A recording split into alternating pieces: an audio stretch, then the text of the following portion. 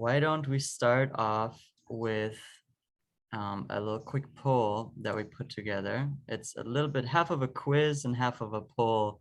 It's anonymous, so no worries about any wrong answers. It's no pressure, but just to quiz yourself, I'm going to launch it right now, and let's see what y'all think.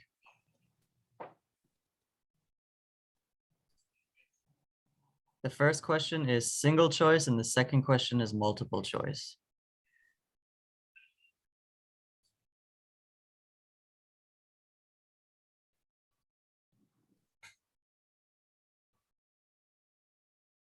Did you give the answer away by multiple choice?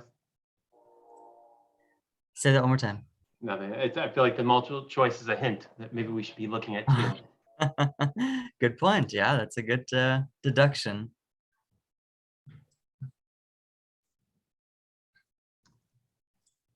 All right, one more I'll wait for one more person to fill out the survey, the poll, the quiz. There we go. All right. Thank you all for participating. And I'm going to share the results. Hope you all can see this on your screens. Question 1, what uses the most energy at wastewater treatment plants? And the correct answer is aeration, by a lot actually. Aeration is almost with any treatment type, whatever the technology used, aeration uses more than 50% of all electricity at a wastewater treatment plant.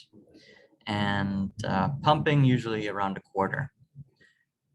Then question 2, which of these can be considered passive treatment systems? And the answers are constructed wetlands and biofilters. So Eric, you're right, multiple answers were correct. And conventional aerobic treatment units are not considered passive because they always require electricity, either for pumping or for aeration, depending on how they work. Good job, thanks for participating. And maybe if we postpone the announcements to the end, we can get right into James's presentation of the day. And James is one of our esteemed tech partners here at Vi with his company WaiHome, which he founded recently. And he's the PI at WaiHome. The names are similar, like Vi and WaiHome. It's coincidence, but it's even better to work together since our names are so similar. And yeah, we will I'm not sure it's coincidence. I think every wastewater company in Hawaii has Vi in the title. That's good. Maybe correlation, causation, not correlation. No, the other way around. But I'll kick it to you, James, and please go ahead and start your presentation. All right. So I'll say right off the bat, I was expecting more homeowners in this. So it's kind of light on the tech side. If you guys really want to get into passive, like how our treatment system works, we can get into that in the Q&A. But here we go. So I'm James, and I'm from WaiHome, and we're a wastewater treatment product development company based in Hawaii. Vi reached out to me about 2 weeks ago, and they asked if I'd give a presentation today. And I said, sure. And they said, okay, give us these 3 pieces of information. Yeah, give us a presentation title, your position, and an image. And it turned into a full afternoon philosophical exercise for some reason. I started with the presentation title, and I started off with something that looked like my thesis title. And I decided that would be infinitely more boring for you to hear than it would be for me to give. So I decided, nah, we won't go with that one. The thing about environmental engineers is we also like puns. So this next one was a personal favorite of mine. I thought, okay, pipe dreams, wastewater treatment alternatives. And I was really excited about that until I Googled it and I found out it was the title of a book. And I saw, no, okay, that's unfair. I can't use that. So when environmental engineers can't think of a pun, we use alliterations. So I started going down this road. And then I realized I was just listing W words. So I thought, okay, that's not going anywhere. So finally, I arrived at this next one, which I sent to Vi. Failure in wastewater treatment. And it sat with Vi for about a day before they said, hey, maybe something a little more optimistic. That afternoon, I just found out that there was a leak in a system that we were piloting up on the North Shore. So I was in a very failure-oriented mood. So I'm glad Vi pulled me out of that dip. And we finally ended on the title, Product Development and Wastewater Treatment. Next came my position, which should have been much easier. But the reality is I have multiple titles depending on the situation that I'm in. If I'm doing my taxes, I'm a CEO. If I'm not doing my taxes and I'm in any other situation and I say I'm a CEO, I'm just an ASS.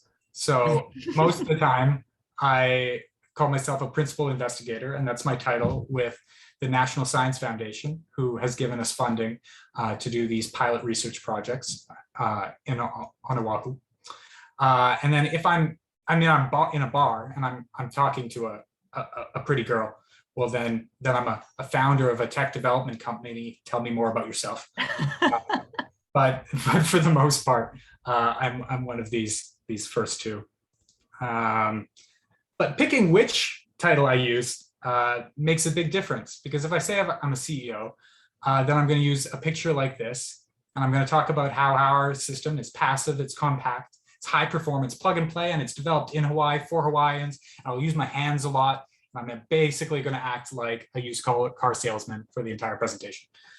If I say that I'm a principal investigator, then I might show a picture like this, which is our system up in Wailua, where I've got those two leaks at the top that I've patched, and I'm going to be a lot more honest about the situation. In the end, I decided to go with a little bit of both, and I just airbrushed out those leaks. Nobody. So today what we're going to talk about is the situation in Hawaii with cesspools, the existing alternatives, and WaiHome's product development story. Now, the thing is, I wrote most of this presentation back when this was called Failure in Wastewater Treatment. So the contents is more accurately described as failing cesspools, failing alternatives, and a detailed list of all of my personal failures. But they're actually very similar presentations because product development, failure is inherent in the process. You can't go through the process of product development without failure. You don't go through the process if the existing system isn't already failing.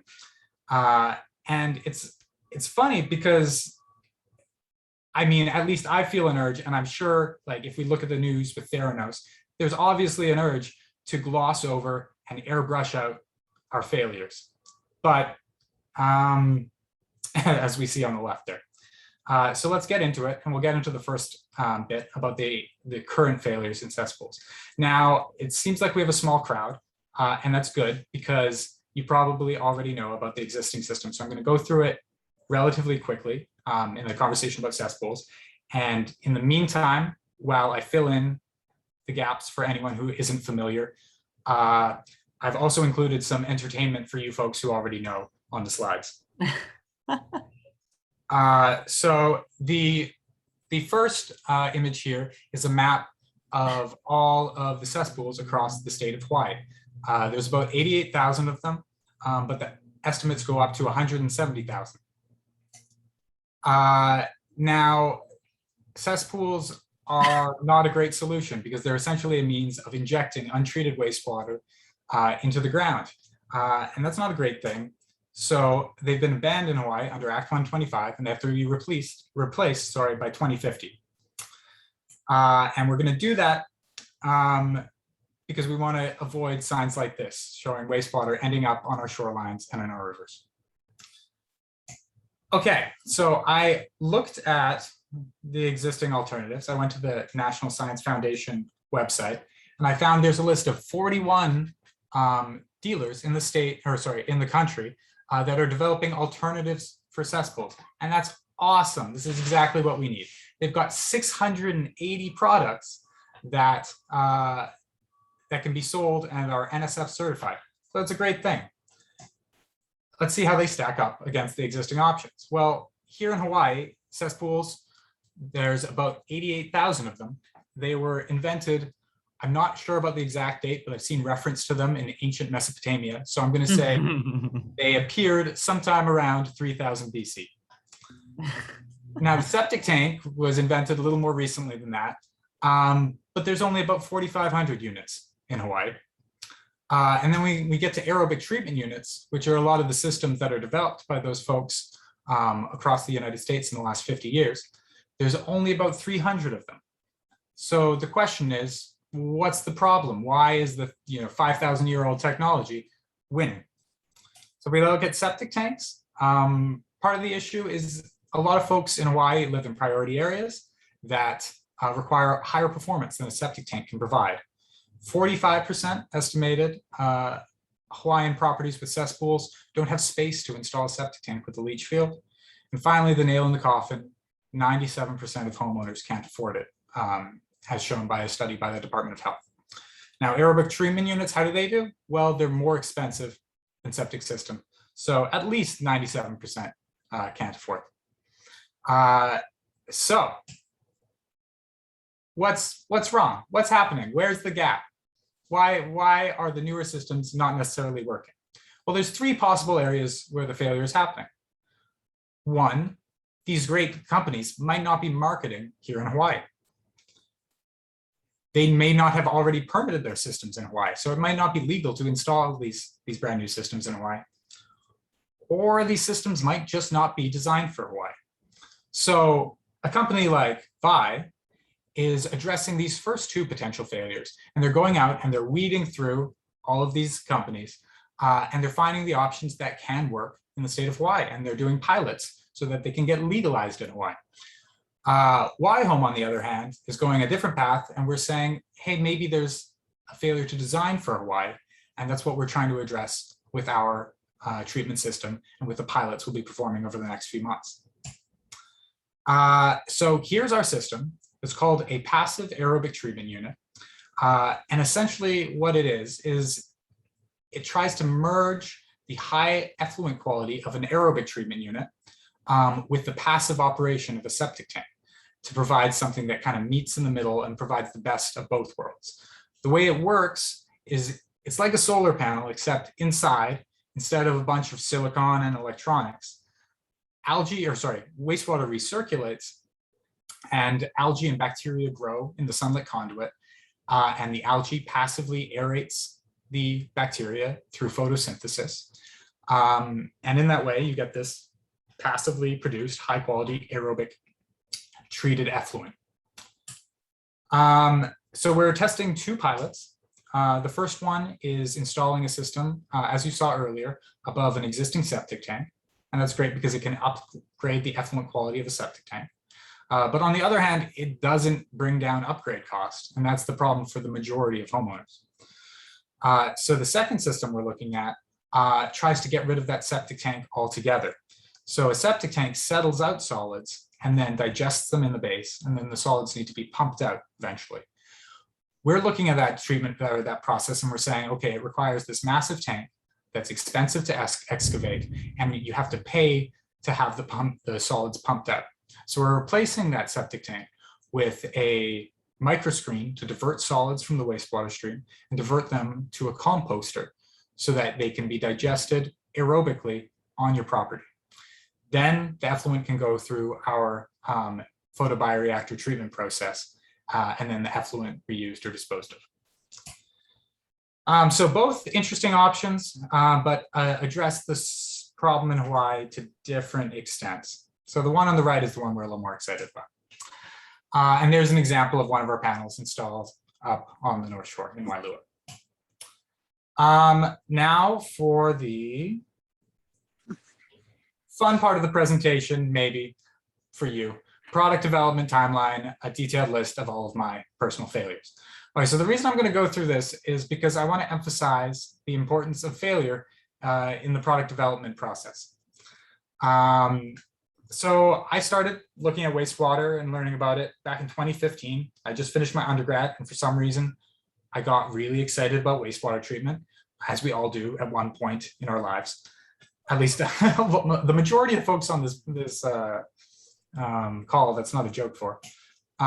So I started reading about it and I started thinking, okay, well, microscreening and composting, there are two processes that are used more in centralized treatment, but they haven't made the leap to on-site treatment, and they could seriously bring down costs. So I thought, okay, that's a cool idea. Let me go back and do my master's and kind of prove out whether it works or not. So I was accepted at UBC, and there was another little win in my column, but it didn't take long for the failures to start approaching. So right off the bat, I had funding for my project rejected from NSERC, which is the agency I was applying to. And so I was pretty bummed about that.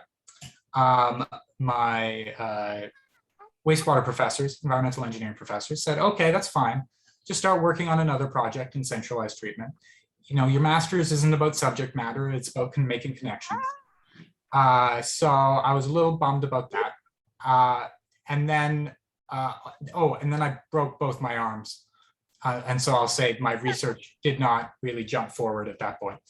But you know, when it's always darkest before the dawn. So after that, yeah, she hasn't been like accessible.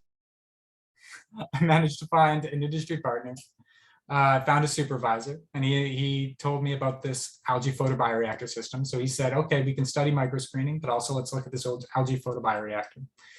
And then that treatment process got funded, started lab research, started getting good results. But you know, failure is going to jump in there again. And I started experiencing pH instability because of the low alkalinity of Vancouver wastewater. So at that point, my project funding got cut for my supervisor because we had a disagreement about how to deal with it. And the onion is a symbol for tears, because that may be the only time in my adult life that I've cried in front of a man. So those tears, those crocodile tears, ended up not being the worst thing, because, oops, they got actually a little bit of that funding back. So you know what, small victories. At that point, I had an idea to how to take this partially passive treatment process that I was studying and make it completely passive. And so that was interesting, but I had nothing to do with the idea. I was already into my research, so I just kind of kept it in my back pocket. Finished my bench scale research, promising results. It all went very well. I gave a presentation at City Hall, and that went great. I had a meeting with a city manager, and he said, oh, you got to apply here. We'll definitely hire you. I thought, great. And I didn't apply to a single other job. I came to Hawaii to write my thesis. And then I nailed the interview for that cushy city job. I was all ready to just go live my cushy city life for the foreseeable future. Unfortunately, I missed a call about that interview, so I did not get that job. And then they invited me to apply again for a more advanced position, which they said I was definitely qualified for, but HR was not in agreement, so I didn't get that job. At that point, I had finished my master's, I had applied to 0 jobs, and I wasn't really sure what to do. But I had a friend down in Hawaii who worked in a canoe manufacturer, and he told me about the cesspool situation in the state. There's all these cesspools, they need to be replaced by 2050. You design wastewater treatment systems, you've got an idea for a treatment system. He was also familiar with a small business innovation and research grant through the National Science Foundation that would fund high-risk research. And his small business canoe manufacturer was willing to be the small business in the equation. So we thought, okay, so I moved to Hawaii. Unfortunately, after 4 months of working at canoe manufacturer, we had a disagreement about who would own the technology at the end of the day. So we didn't get to submit our funding application.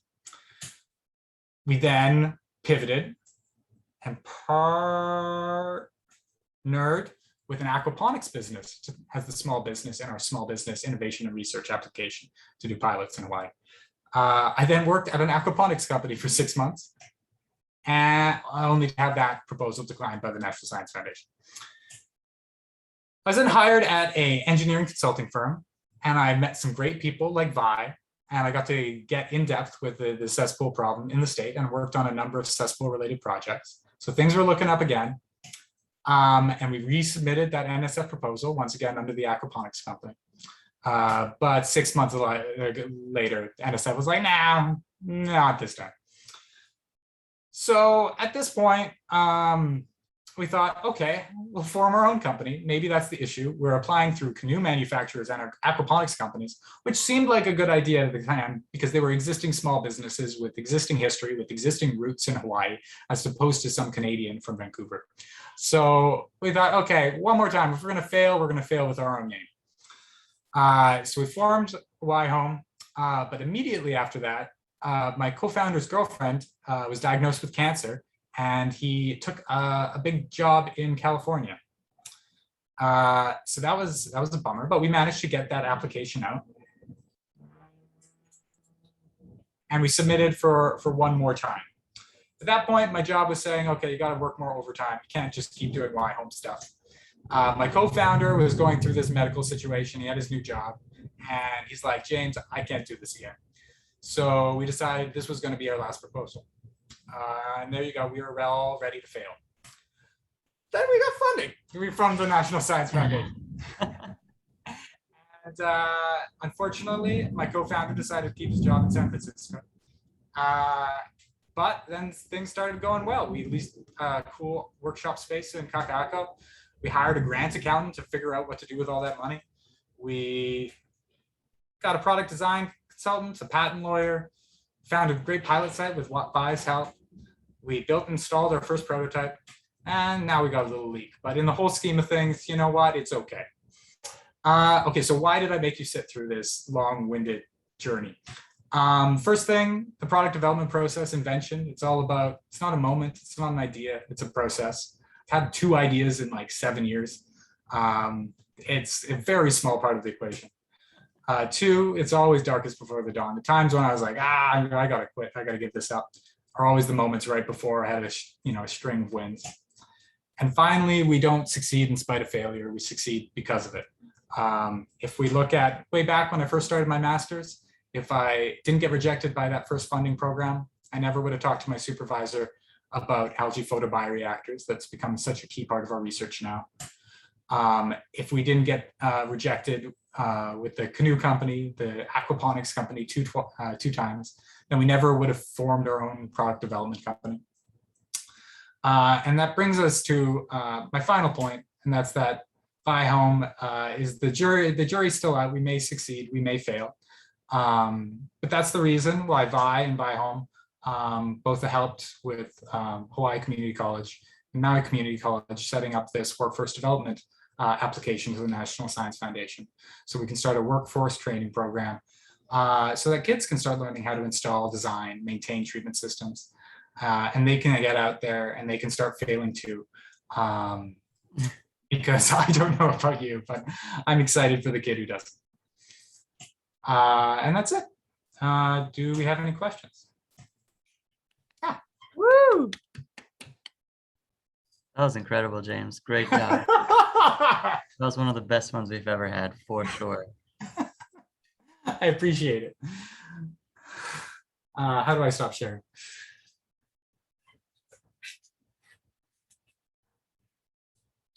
So yeah, if anyone has any questions, it looks like a few people popped in midway through that presentation. I hope some of that was not completely out of context, but. Maybe I can start us off with a question. So, James, when that leak is fixed, once that leak is fixed, what is your plan going forward with this pilot unit in Waialua? We'll just be monitoring it. So, I mean, theoretically, it's already fixed. I've got to go test it. I think it'll be tomorrow midday. And then at that point, we'll run it with the septic system and we'll sample it we've got an auto sampler up there, which will take multiple samples per day. So we can get an idea of what the performance is in the morning and the afternoon, depending on fluctuations in sun and temperature. And then about 2 months down the road, we're looking to install our second pilot and start looking at composting in addition to the photobioreactor, so that we can bring down the cost of the whole system. Get rid of that septic tank and dart. Perfect. Yeah, any other questions?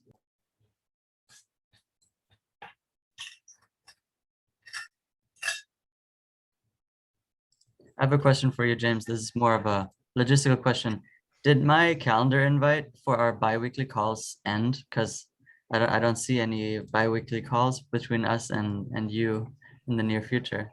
I think it did, but it's okay. I'm paused on the permitting front because we got a current one permitted and all set, ready to go. So I'm focused on getting these pilots up and running at the minute. Perfect. Yeah, and we can set that back up when we need. Perfect. Yeah, for sure. Any other questions? Yeah. Hey, this is Marvin. If you haven't identified a second pilot project site, I'd be willing to be part of the failure scheme on my property. And that goes to why in general, I would love to, I've got this perfect little like eco office in my backyard that I would love to either utilize successful technology once it arrives, or if before then help be part of the process, I'm quite willing. Well, here, let me, if you drop your email address in the chat, then I'll send you a follow-up email. At the moment, we already have a site lined up for a second pilot, but we definitely love to chat. We're doing customer discovery interviews. They've been on hold for the past couple months because I've been waiting to bring on a part-time employee to help me with those while I work on the pilots. But she starts tomorrow, so we should be reaching out to folks and talking to them about their homes. So I'd love to talk to you. If you throw your email in there, I'll include you in our customer discovery and we can chat. And then if we have a future pilot, then we'll be at the top of our list. All right, thank you. That's awesome. Where is that second pilot going to be located? It's also on the North Shore. It'll be in Pupukea. Wow, is that where you're moving? Yes. Good for Oh, you. we'll be Exciting neighbors. time. Yeah. Are you in Pupukea as well? Yep, I am. Oh, right on. Yeah. Okay. By the way, when I move up there, I need friends. Okay. Yeah, we can hang So- out. I have a great lanai. We have sunset views. Yeah. It's We go free honestly diving. it's my number one concern moving up there because I'm not going to have roommates, and I've had roommates for Oh, wow. my life. So I'm like, oh. Yeah, we have a little crew. Right on. Do you think when this system is like up and running, like if you were to install, like say like the version 2 with this like new composting idea, and so it would be like, it looks like it would be smaller than a septic tank installation and there would be composting happening. Would that like ultimately be able to drop the price of the install a lot? Is that the goal? Right. So significantly. So a lot of the price of the install is, I mean, if you just look at raw prices of a septic tank, because think a septic tank for a 3-bedroom house is about $3,000 or so here in Hawaii. And the price of one of these composters, you can buy them from Sunmar, is about $2,100. So it's only a little bit cheaper, but the big savings come in when you can avoid those excavation costs, especially in places with like dense rock, like if you talk volcano area of the Big Island. But just installation becomes so much easier and you save a lot of money in that place. So we're targeting a total install cost of the second system of about $12,500 compared to the average of a septic system, which is $23,000. Cool. And then that's really awesome. Yeah. And then the Department of Health, they're okay with the composting, because I know that they're not like huge fans of composting toilets. So it has like a composting septic system alternative. Right. So Sunmars are the only ones, from what I've heard, that are legal to install in Hawaii. And I don't know why that is. I don't know why there aren't other systems. But for instance, that's the one we've got for our pilot. So you can see you can't see because it's all blurred. But I've actually got it sitting right here on my couch. But yes, it's the one that's legal to use in Hawaii. Yeah, it's the NSF 41, yeah? Yes, that would be the regulation. It's so interesting. Yeah, it's only 2 companies, Sunmar and a company with the funniest name I've ever heard, Clivus Multrum. Those 2 are legal, and Sunmar is actually from Canada. Did you know that? Is Sunmar from Canada? Yeah, headquarters in Burlington, Ontario. No way. My sister used to play for the Burlington Bunnies. That's a Oh. ringette team. And if you don't know what ringette is, because 99% of the world doesn't, it's like hockey, except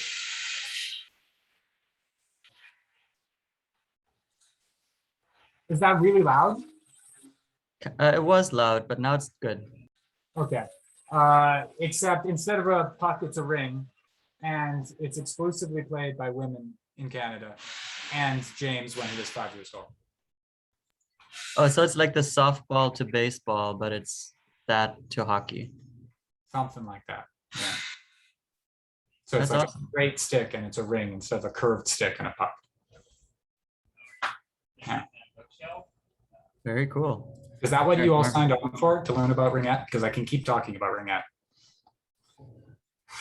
Yeah, definitely. Especially Big part of my job. if you say it in a Canadian, is it dialect or accent? Accent, I suppose. I'm sure there are some parts of Canada that you could qualify as a dialect. Marvin, I got your email here. I'll save that. Well, Oh, sorry. no, I was just gonna say if you want to do announcements, Christina. Okay. Well, I have one more quick question and then I can do announcements. And that was, do you think that there would be like much appetite from people to just upgrade their existing septic system? Like maybe people who are like environmentally minded? Yeah, like have you talked to folks about that yet? And do you have a sense of the vibe? My gut is there wouldn't be a large market, but I do know there is a market because, for instance, we did have someone who was interested in our pilot up on the North Shore who already had a septic tank. The biggest market that I could foresee would be in states that have a large number of septic tanks that are being required to upgrade them to higher quality treatment units. And so there's about 2.5 million septic systems across the states that the EPA is targeting for upgrades. And there have been massive funding initiatives, especially in Florida. That's one big state where it's essentially one big marsh. So septic systems really don't work very well because they're underground, they get flooded. Septic systems rely on leach field for about half the treatment. So the leach field gets flooded, so it doesn't work at all. And so in those markets, yes, but in Hawaii, I wouldn't say there'd be a massive market for it, but yeah, there could be a few. Well, thanks. Yeah, that makes sense. And, I think there's always a few like environmentally minded folks out there who could be convinced, but, and I wonder if eventually Hawaii is going to be like, we can't have septic systems either because it's still releasing a lot of nutrient pollution into the groundwater and everything. That might be somewhere down the line, but if we can bring down the cost of alternatives, like you guys are testing a lot of cool alternatives. Like if we can put a dent in the cost of alternatives, then I think, yeah, they should definitely not allow septic systems because we're just other places are already replacing them. Yeah, it's already needing to upgrade again. So we would just be doing the whole cesspool thing all over again. Yeah. It'll take some work though. Yeah. Slow moving in the wastewater industry. Well, does anyone else have any questions for James before we jump into some quick announcements? All right, cool. Yeah, thank you so much for that presentation and for the discussion. Yeah, and if anyone thinks of a question before we sign off, just put your hand up and I'll call on you. So as far as announcements from VI team, we have, as I'm sure most of you are aware, it's currently the legislative session and we're working on moving a whole bunch of bills through the legislative process. We're following, almost 20 bills this session. So there's a lot going on. A lot of them are really important relating to different types of funding mechanisms, tax credits, grant programs, et cetera, that can help get these cesspool conversions moving. Yoko just put the bill tracker in the chat so you can take a look at all the different bills that we're following. These hearings are going on currently. So if you're interested in helping to testify in support of these bills, just reach out to us. We can give you sample testimony. We can give you info sheets. We have all of the info that you might need to quickly be able to testify. So, and we really, really appreciate any help with those.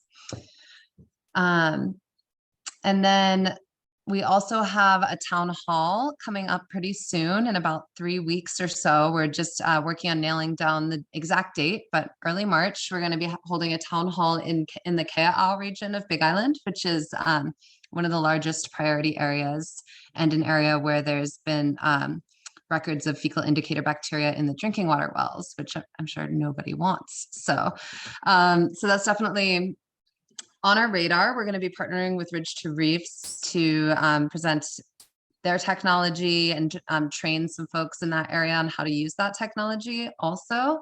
But we'll be, of course, promoting all of our partners in the town hall and just educating folks in general in that region about cesspool problems. So if you guys know anyone in the Kea'au region or have any contacts in that area, we're definitely looking to expand our network and advertise in that region. So yes, let us know if you have any contacts over there. And then my last announcement is that I'm happy to announce that we got funded from the Cook Foundation to do some water quality research. So, and I actually just received a new wastewater specific fluorometer in the mail. So super exciting. So we have some new oceanographic instrumentation to test, and we're about to really get off the ground with our kind of water quality science program at WAI. So that's something that I've been kind of developing behind the scenes for the last 6 or 8 months, working on getting some funding together for these projects. So definitely really excited about that. Dan, I'm going to be reaching out to you about field testing and partnering hopefully with Surfrider to do some testing in the Alawai, maybe some other locations. So yeah, I would love to chat more with you about that soon. Yay! Yoko, Jackie, do you guys have any other VI updates you want to share? Yeah, You go ahead, Yoko. we're about to bring on a new hire, which is really exciting through the Kupu Aina Core program. Her name is Sierra, and she will be starting on February 22nd. For 1 year is what her contract runs. She is going to be working on a bunch of different tasks, including volunteer, well, Jackie's our volunteer coordinator, but helping Jackie coordinate our volunteers and a bunch of grant tasks that are dependent on whether we get some big money grants here pretty soon. So stay tuned.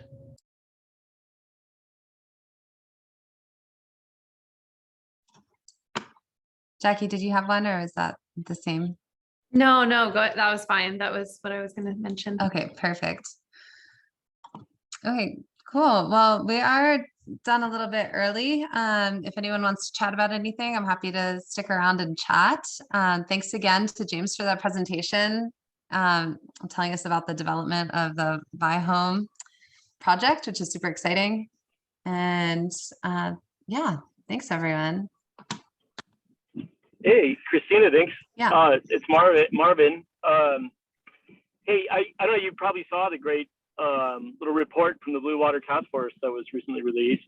And it got me thinking that, you know, we've seen this ongoing issue at chocolate with high bacteria levels forever.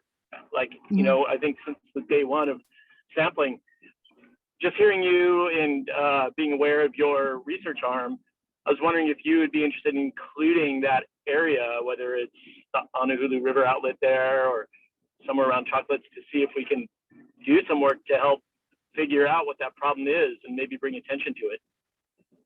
Yeah, definitely. I have definitely been, you know, aware of the constantly high bacterial counts at that area. And I think I've even gotten like a infection on my foot from sampling there before, so it's not even safe. But yeah, I'm definitely interested in doing some research. So we are planning on doing some research in the LOI, mostly because we're partnering with Pacayus and they have this sensor, the CTD sensor with turbidity and fluorescence that's already there. So some of our initial testing will definitely be in the LOI, but I'm really interested in doing some things on the North Shore. Yeah, I mean, there's definitely some chronic pollution problems in the Haleiwa and Wailua area. And yeah, I think it's important to, you know, kind of figure out some of the source tracking there. There's been some of the Delta 15N algal research in that area that shows kind of a mixed signal. And then wastewater signals up in Wailua as well. So there's a lot to unpack in that region. I think it's some pretty complex dynamics, and yeah, it'd be cool to look at that. It would be, and as far as I'm concerned, and looking at it kind of from a beach user's, I think you look around at areas that we have chronic pollution and then correlate them to actual, youth in the water and so on and so forth. That place just seems to be a smoking gun to me, more so than a lot of, some of the other areas aren't necessarily as frequented, but there, you got kids waiting out, and it just seems like something that, and I want to talk to Surfrider about it as well. It just kind of came back on my radar a little while ago that, we've been kind of aware of that and sitting on it, not kind of raising our fists and demanding that we get something done. Yeah, you're right. I mean, it's a heavily used area. Every time I go down there, there's kids paddling out to surf the baby waves. There's folks renting equipment like kayaks and paddle boards. And yeah, it's a popular little spot. There's a canoe club right there. People are always paddling. I'm positive it's related to either, cesspools and or poorly designed treatment systems, things that are right up Wise Alley in terms of, the potential solutions to the likely problem there. Mm-hmm. Yeah, thank you. I think that's definitely something I'm interested in looking more at.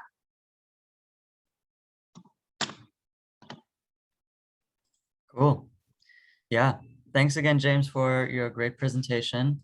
It'll be on YouTube also, so we'll be able to share it because it just deserves to be seen by a lot of people. That was hilarious. Great job. And yeah, thanks everybody for attending. And we hope to have these in person soon so that we can feel connected and yeah, it's just better in person, as I'm sure everybody would agree. So thank you all, and have a great night.